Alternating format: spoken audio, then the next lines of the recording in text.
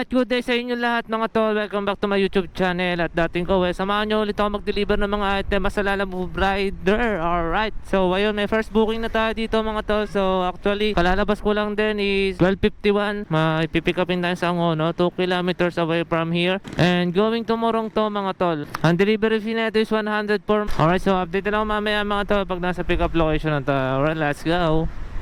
Alright, so andito na tayo sa pick up location mga tol. So tatawagan ko na lang to. Ay naman sumagot.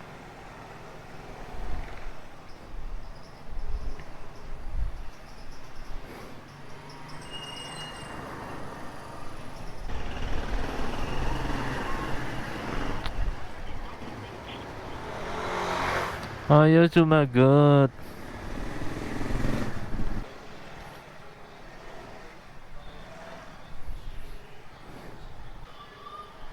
Sumagot ah.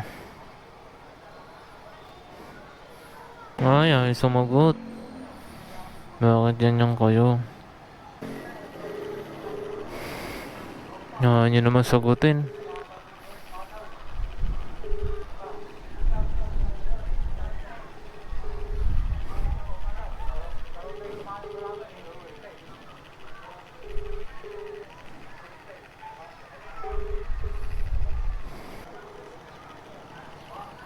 Ay, sagutin ah.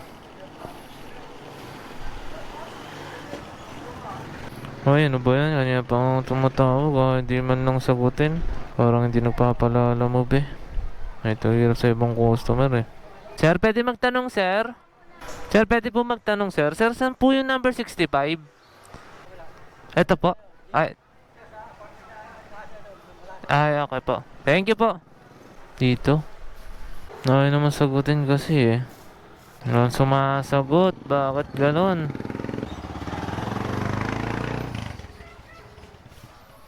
Mapa-pick up and drop off. Ayaw sumagot. Anong gustong gawin namin dito? Ayaw din ng order contact. Ay, dito po ba si Jennifer? Dito po kasi sige po. Kanina pa po kasi ito sir tinatawagan. Ayaw sumagot ka. Ano kaya ito? Dito na ako sa pin location mga tol eh. Hindi ko lang bakit tayo sagutin eh. Ay, di sagutin ang drop off. Bihira naman oh. Papabook, kaya nyo naman sagutin yung nyo. Pinapalala move nyo. Bahala kayo masyado eh. Pag magpapalala move kayo, kailangan sumagot naman kayo. Grabe naman kayo. Ay, nag-text na oh.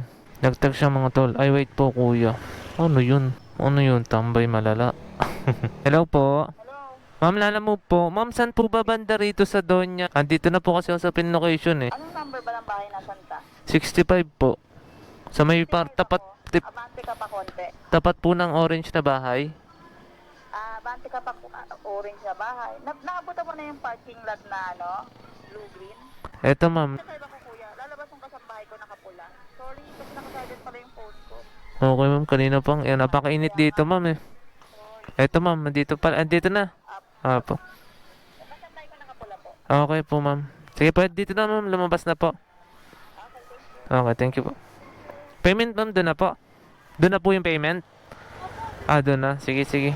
So, ayun mga tol. Halos 10 minutes, 109 no. Halos 10 minutes na yung nag-antay doon. Dito lang pala. Kanina pa ako dito tawag ng tawag. Ayaw man lang sagutin yung mga tawag ng mga Lalamove Rider. Napakainit dito sa labas. Pag-aantayin nyo kami. Naman sanang ganun. Oo, yun, antay pa ako ngayon ng isa pa. So, ayun, item pick up mga tol. So, sino ba naman hindi may inis sa ganun? Tawag ka ng tawag, tapos naka-silent pala yung phone nung pagpipick upan mo. Ayaw din sumagot ng drop off. Tapos yung may order contact, ayaw din magsisagot. Napakainit dito sa labas. Pag-antayin ka sa labas, buti sa kung may silungan eh. Nakasilong ako sa may gilid, pero init pa rin mga tol. Ayusin nyo naman mga papalala move. Kung alam nyo may pinapalala move kayo, kailangan aware kayo sa may tawag, aware kayo sa may darating. Di ba? Hindi yung ganyan, mag-aantay kami sa labas na napakatagal, napakainit sa labas. Siguro ganito rin gagawin nyo pag eh. Alright, so yun mga tol, ating pick up na. Dito muna ako sa Morong. Alright, let's go. Kainis! Alright mga tol, so ayun, nandito na tayo sa first drop off sa may Morong. So ito, meron pa palang dito, 10 piso pa pala to. Dalawa kasing address ang nakalagay dito eh. Hindi kasi matawagan to eh. Hello? Hello ma'am. Hello? Kuya? Hello po. Ano, color black yung gate namin, tapos may nakalagay na St. Peter sa labas. Ayun ma'am, andito na po ako ma'am. May puno ng mangga. Opo, yung may St. Peter po na Ano mo, wala kasing tao dyan, kuya, ihagis mo na lang, tapos Ayun yan. i-gcash na lang kita. Naka-deactivate lang yung Gcash ko po eh. Ha? Naka-deactivate po yung Gcash ko ma'am. Ay, naka-deactivate. Wala kasi si mama dyan eh. Hindi po kasi siya pwede pasukan ng pera ma'am, hindi ko po makukuha. Opo, dapat po. Baka may makakita ka dyan na tindahan na ano. Yung dyan sa katabi namin, meron dyan nagka-cash out eh. Kunin mo yung number niya. Tapos, ano hanggang Gcash ko siya doon. 200. Saan po ba dito ma'am? Sa Dyan sa Hilera lang. Oo, dyan. May mga nakalagay dyan Gcash eh. Tapos kunin mo number, text mo sa akin. Sana? Avon po, ito po dito may tindahan po. Tanong ko po kung pwede. May Gcash daw dyan, may Gcash. Tatanong ko. Tawagan ko lang si mama din, kuya, habang naghahanap ka ko. Kuya, habang naghahanap ka dyan, tawagan ko lang saglit mama ko, baka malapit na din siya. Okay ma'am, sige po, sige po. Oo. Ma'am, may Gcash po kayo? Ay, wala. Bakit po? Mag-Gcash po sana ako ma'am. Wala po, sige ma'am. Thank you po. Walang Gcash. Grabe naman to. First booking ko pa lang, ganito na kagad yung bungad. Ako pa nag-adjust eh. Walang mga tao. Ma'am, may Gcash po kayo? Wala po. Sige po. Walang Gcash. Bakit ganun mga to? Gcash ma'am, meron po. Wala po. Ay, grabe nga bahala naman to. Sabi ni ma'am, ihagis ko na lang daw dun sa, sa bahay. Hindi ko muna ihagis to. Hanggat hindi bayad. Gcash ma'am, Gcash po. Bali, hingi ko po ma'am yung number nyo po. Tapos sasendan po kayo nung Kasi wala pong tao dun. Umalis po. Kaya naghanap po ako ng Gcash. Wala pong mga nagji-Gcash eh. 200 po Kali mangyari ma'am, kakash out po. Apo, 5 po. Opo, ma'am. Nandiyan na po daw, ma'am. Hello, kuya? Okay na? Okay na po, ma'am.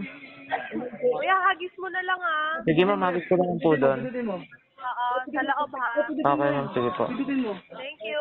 Bala ka na dun sa 10 ah. Okay, ma'am. Sige po. Okay. Alright mga to, so ayun, ang hirap ng mga gantong senaryo. Dadating ka talaga sa punto na ganito mangyayari mga tol, no? Dapat nakaalis na ako dito. Wala palang tao yung pagdadrop offan ko. So yun naman yung sabi ni ma'am, ihahagis ko rito. Shoot ko to. Magaling pa naman ako mag-shoot. Palang tao dito. Ay. Alright, item drop mga tol.